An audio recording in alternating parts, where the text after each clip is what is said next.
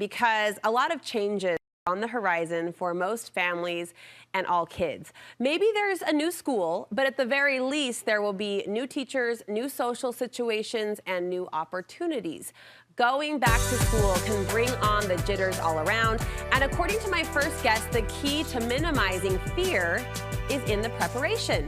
Home and Family Life contributor Maria Eckersley is a mom of 6, including one with special needs. And she is here to empower families with creative ways to get ahead of those concerns and head back to the classroom with confidence. It's so good to see you. I'm feeling good. You're excited. We are just this. swapping kind of mom attitudes going into the school transition. And you really are speaking mostly to the jitters of parents out there today. Yes, it's so hard. You feel so powerless. You know, you're sending your kid off to a classroom where you have no idea how things are going to shake out. No control. That didn't hit me fully until my first went to school. Right. Isn't it so hard? I remember calling Mark on the way home saying, what are we doing? Right. Like, who did we just give her to? Right. You know? That's why all my tips today are focused on what can you control? Like, what are things you can actually do that can actually make a difference in your kid's life? Because that's the only way we're going to make it, Brooke. Yeah, thanks.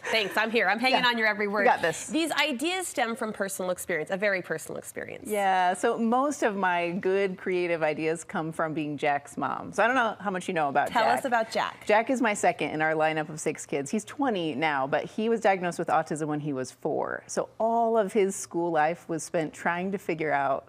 Honestly, it was just a really steep learning curve for me because I didn't know very much about autism, and I really had other kids to take care of at the same time. Sure. So I was trying to figure out, okay, how do I help him and apply those to my other kids at the same time? And that's really where most of these creative ideas come from troubleshooting Jack and then realizing, actually, this solution could work for any of my kids. Because you had to get creative because of his circumstances, the way he learns, the way he interacts. But you did find then that those solutions or those systems worked for your other kids too. Yeah, beautifully. Because honestly, it's just all about helping your kids feel connected to you and safe, right?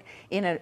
In a foreign environment, how can I help them feel safe? And that fits with any kid. That's what they all want, especially at the beginning of the year. So what's a strategy that worked for Jack? Okay, so I got to tell you my very favorite. Okay. And I learned this way too late. I figured this out when he was approaching high school. So one of my big fears with Jack is when he was in elementary school, I would be his room mom. I would show up in class all the time because I knew he was going to be hard. And I was trying to help as much as I could. In high school, how do you do that, right? You can't pop into science class no, in 10th grade. How do I tell all the teachers about him?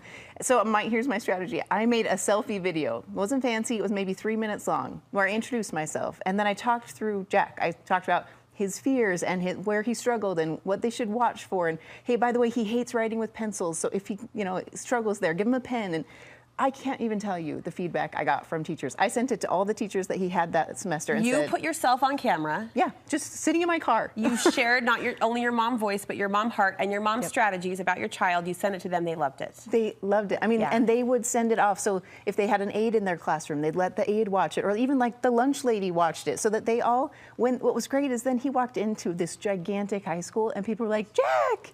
And he had no idea how they knew his name, but it was like, they just needed this little bridge so that he could feel comfortable. And I'm telling you, I wish I'd done it with all my kids. Well, there is this longing as a mom, like, please know my child. Don't make me cry here. But please, please know my child and love him for everything that I see. And that allows you to vocalize that, right? And it's not on some forum like at back to school night, because that's 1,000 kids and they get lost. So send a little video, send it to their email, and it makes a huge difference. Fantastic. So easy introductions. Yep. Make those introductions easy. Yes. All right, next on your list, that's just the beginning, you say double desserts. What does that mean? This is a Jack-inspired tradition at our house. Okay, so my tradition is the first week of school, I send you with double desserts. We used to make big fat cookies, and I would send them with 2 big fat cookies.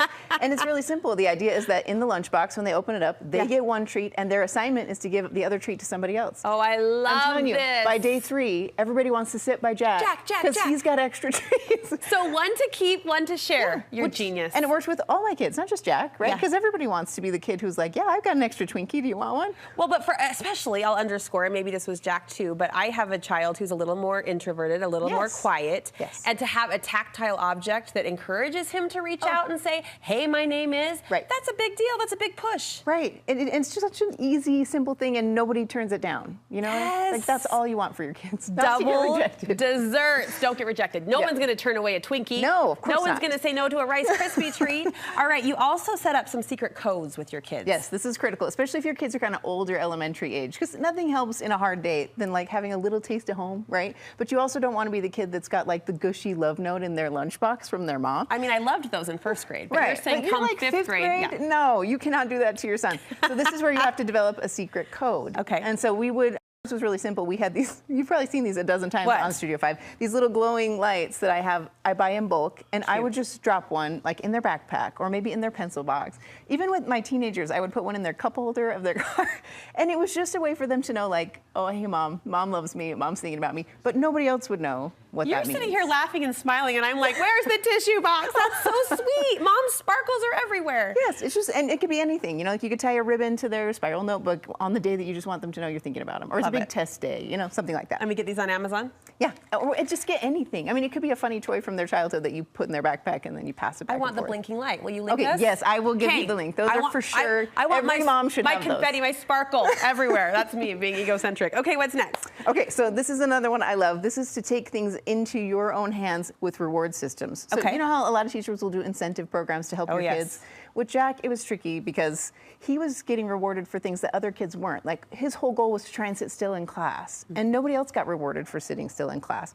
So it caused some trouble. And what I found is if I would make the chart, hand it to the teacher and say, I'm just going to tape this to his desk. Can you just put a Sharpie on it anytime he did a good job that day? Then when it's full, he brings it home to me and I give him the reward.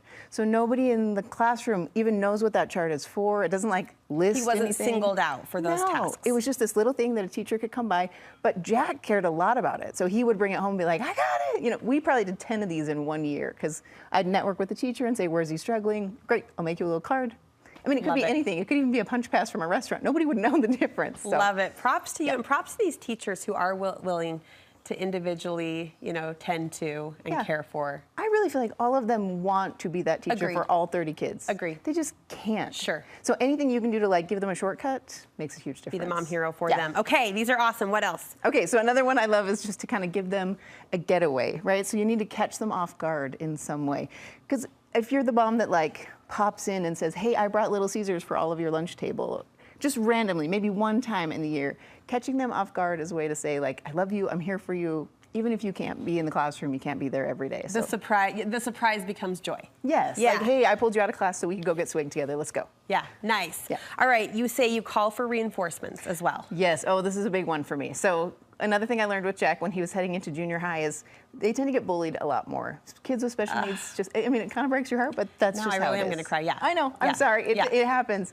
And it's really hard as a mom not to want to like, Clock the kid? I'll say it. You want to like be their, you know, bodyguard at school, but you yeah, can't do it. protect, yeah. So what I found is to find a middle ground is to create bodyguards in the school. So what I would do is I would call like usually the teacher that's over all the leadership kids, you know, like kids who are in student council, or a really great coach that, you know, has a reputation for being kind. Like the mountain biking coaches were great like this. You could call them and say, here's my kid, let me tell you about him. Do you have a few kids in your club or in your team that could just keep an eye on him? Be his buddy. And I'm telling you, they will rally. It's not like they're going to be his best friend and hang out with him on Friday night. Yeah. But when they see someone mess with him in the hallway, Yeah. they stand up. Yeah. And that's all I wanted. Ah, right? Isn't bless that you so and great? bless them, yeah. And finally, you say focus on a safe landing. Yeah. So this is a big one for me because my hope is that even though I can't control anything really that happens at school, I can control everything about what they feel when they walk in our door. Yes. So even if I'm not present when they walk in the door, because I might be somewhere else, I can find a way. So I'll set a reminder on my phone for the time of day when they usually walk in from the bus stop or when they would usually come home from high school.